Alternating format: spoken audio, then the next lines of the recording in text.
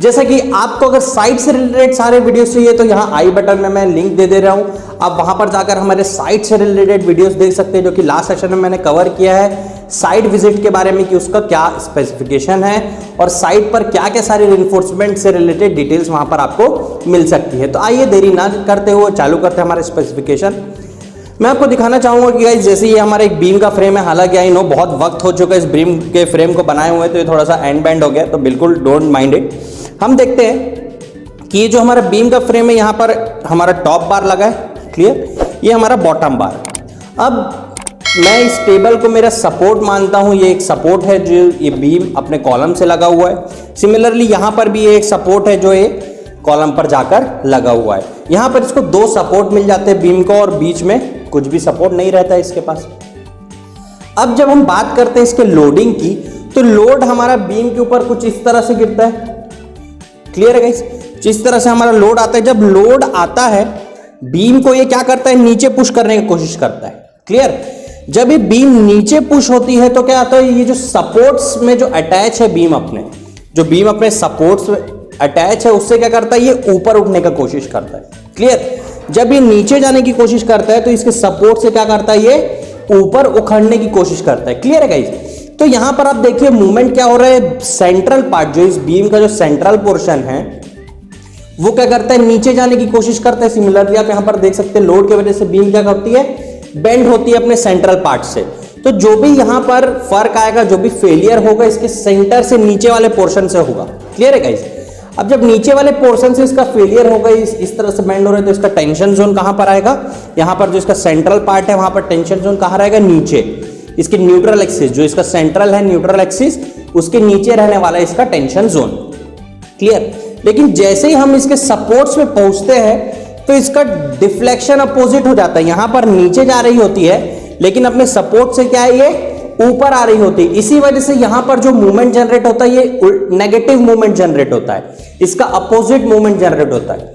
तो यहां पर आप देख सकते हैं ये हमारा बीम का न्यूट्रल एक्सिस है, जो इसका सेंट्रल पार्ट है वहां पर ये पॉजिटिव मूवमेंट जनरेट करता है और जो इसके दोनों सपोर्ट पार्ट है वहां पर ये नेगेटिव मूवमेंट जनरेट करता है। यानी कि जो इसका डिफ्लेक्शन होगा इसके सपोर्ट्स पर, उसमें जो टेंशन जोन है वो अपोजिट हो जाता है, क्लियर। अब जैसे कि हम बात करते हैं कि जो हमारा कंक्रीट है वो वीक होता है टेंशन जोन में, तो हमें उसे टेंशन में स्ट्रॉन्ग करने के लिए क्या करना होता है, रिइंफोर्समेंट लगाने होते हैं।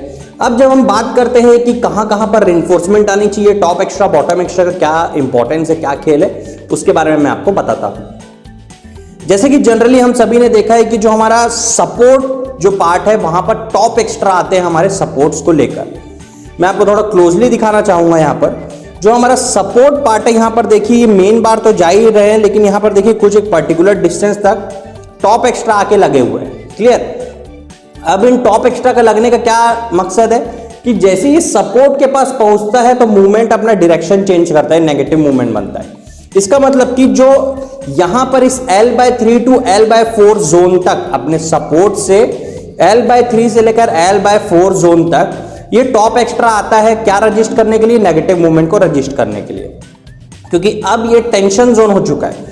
जैसे ही अपने सपोर्ट्स के पास पहुंचता है तो इसका ऊपर वाला जोन चेंज हो जाता है, अब नीचे कंप्रेशन जोन और ऊपर टेंशन जोन रह जाता है। इसी वजह से टेंशन में स्ट्रॉन्ग कर रहे हैं हमको हमारे फ्रेम को, उस वजह से यहां पर टॉप एक्स्ट्रा का यूज किया जाता है। सिमिलरली इस सपोर्ट पर भी उसी तरह का यहां पर हमने टॉप एक्स्ट्रा का इस्तेमाल किया जाएगा, क्योंकि यहां पर भी जोन चेंज होगा, यहां पर भी नेगेटिव मूवमेंट आ रहा है, उसको रजिस्ट करने के लिए प्रॉपरली यहां पर भी टॉप एक्स्ट्रा लगाया जाता है, क्लियर है गाइस। अब मैं आपको एक और बात बताता हूं कि जो क्रैंक बार लगता है हमारे बीम पे, उसकी क्या इंपॉर्टेंस है और उसका क्या रोल एंड रिस्पॉन्सिबिलिटी, इसकी बारे में हम थोड़ा सा बात करते हैं। कि गाइस देखिए सपोर्ट से क्या होता है, टॉप एक्स्ट्रा काम किया इसने, क्रैंक बार ने यहां पर, अब वो अपने डायरेक्शन चेंज करके नीचे की ओर जाता है इस तरह से, क्लियर है। अब क्या करता है, जो बीच में जो इसका सेंट्रल पार्ट है ना गाइस, जो इसका सेंट्रल पार्ट है वहां पर अगर एक्स्ट्रा बार की जरूरत है तो वहां पर बॉटम एक्स्ट्रा बार लगती है इस मूवमेंट को रजिस्ट करने के लिए। मेन बार के अलावा अगर आपको और कोई बार लगानी है तो वहां पर आपकी लगेगी बॉटम एक्स्ट्रा बार सेंट्रल पार्ट में, क्लियर, जो कि मैंने आपको साइट में ले जाकर मेरे पुराने साइट वाले वीडियो में दिखाया था। आप आई बटन पे जाइए और वहां से आप वो वीडियोस देखेंगे तो आपको और क्लियरली अच्छे से समझ में आ जाएगा कि साइट पे वो किस तरह से बंधा हुआ है। क्लियर। तो अब क्या होता है, जो ये हमारा क्रैंक वाला पार्ट होता है, जो हमारा डायरेक्शन चेंज होता है, ये पहले हम यूज करते थे बीम के केस में भी कि एक सिंगल कंटिन्यू बार की जो सपोर्ट से चालू हुआ, टॉप एक्स्ट्रा बना, टॉप एक्स्ट्रा से क्रैंक होके ये बॉटम एक्स्ट्रा को सपोर्ट किया, बॉटम पार्ट को, फिर ये यहां से क्रैंक होके इस वाले पार्ट के लिए टॉप एक्स्ट्रा बनता था। तो अब क्या होता है गाइस, ये जो क्रैंक वाला पार्ट होता है, क्लियर। अब एक क्रैंक कहां से दिया जाता है बीम में? जो क्रैंक दिया जाता है गाइस वो है हमारे पॉइंट ऑफ कॉन्ट्राफ्लेक्सुरल, यानी कि ये जो आप पॉइंट देख रहे हैं जहां पर ये मूवमेंट चेंज हो रहा है, ये जो पॉइंट है दोनों साइड पर, ये जो पॉइंट है जहां पर अपना डायरेक्शन चेंज करता है मूवमेंट, वो कहलाता है हमारा पॉइंट ऑफ कॉन्ट्राफ्लेक्सुरल। पॉइंट ऑफ कॉन्ट्राफ्लेक्सुरल, जहां पर बेंडिंग मूवमेंट क्या होता है? जीरो होता है। क्लियर है गाइस। तो यही पॉइंट होता है जहां पर हमें क्या करना होता है? डायरेक्शन को चेंज करना होता है। इसी पॉइंट से बार अपना डायरेक्शन चेंज करता है। बीम के केस में भी यही है, स्लैब के केस में भी यही होता है कि जहां पर पॉइंट ऑफ कॉन्ट्राफ्लेक्सुरल आता है वहीं से डायरेक्शन को चेंज किया जाता है। अब बात करते हैं इसकी बीम के केस में कौन कौन से बार लगते हैं हमारे, उस चीज के बारे में देख लेते हैं। तो जो सबसे पहला बार लगता है हमारा वो लगता है टॉप मेन बार। कौन सा बार लगता है हमारा? टॉप मेन बार। मेन बार क्या होता है? जो एक सपोर्ट से लेकर अपने दूसरे सपोर्ट तक जाता है उसको हम कौन सा बार कहते हैं? मेन बार कहते हैं। क्लियर है गाइस। इस मेन बार को जो सपोर्ट टू सपोर्ट जाता है टॉप डायरेक्शन से, ये हमारा टॉप मेन बार हो गया। सिमिलरली जो हमारा सेकेंड बार होता है वो होता है बॉटम मेन बार।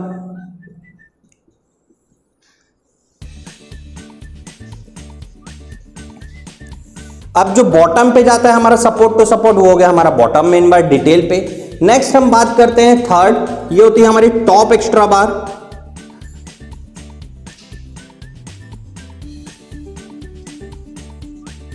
जो बार हमारे सपोर्ट्स पर लगती है, यहां पर नेगेटिव मूवमेंट को रजिस्ट करने के लिए एक पर्टिकुलर डिस्टेंस तक, वो डिस्टेंस कितना होता है मैं फिर से बता रहा हूं आपको, L/3 से L/4 तक सपोर्ट। और यहां पर L क्या होता है?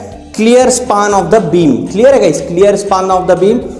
इसका डाटा आपको आईएस कोड में मिल जाएगा, आईएस कोड 456 2000, और हमारे बीबीएस के लिए बहुत सारे आईएस कोड यूज होते हैं, उसके बारे में भी बहुत सारी जानकारी आपको मिल जाएगी वहां पर। नेक्स्ट फोर्थ जो हमारा बार यूज होता है वो होता है बॉटम एक्स्ट्रा। ये बॉटम एक्स्ट्रा बार क्यों यूज होता है? यहां पर जो बॉटम पर अगर कोई एक्स्ट्रा सपोर्ट हमको प्रोवाइड करना है, क्या वहां पर वो क्यों लगती है? क्योंकि अगर हमारा लोडिंग ज्यादा है, हम डेप्थ इंक्रीज नहीं कर पा रहे हैं और यहां पर रिइंफोर्समेंट ज्यादा चाहिए सेंट्रल पार्ट पर टेंशन जोन में। क्योंकि ऊपर क्यों नहीं बार आती? क्योंकि ऊपर कंप्रेशन जोन है और कंक्रीट स्ट्रांग होता है कंप्रेशन जोन में, लेकिन इसका जो सेंट्रल में जो नीचे पार्ट है वो टेंशन जोन है प्रॉपरली। क्लियर। उस टेंशन जोन पे होने की वजह से क्या होता है, वहां पर एक्स्ट्रा लोडिंग की वजह से हमको और बार लगाना पड़ता है यहां पर। उसके लिए यहां पर बॉटम एक्स्ट्रा का यूज किया जाता है, इसी वजह से हमारा बॉटम एक्स्ट्रा बार यहां पर लगता है। ये सारी चीजें कंप्लीटली हम रिजॉल्व करते हैं हमारे properly civil engineers training institute में। इसका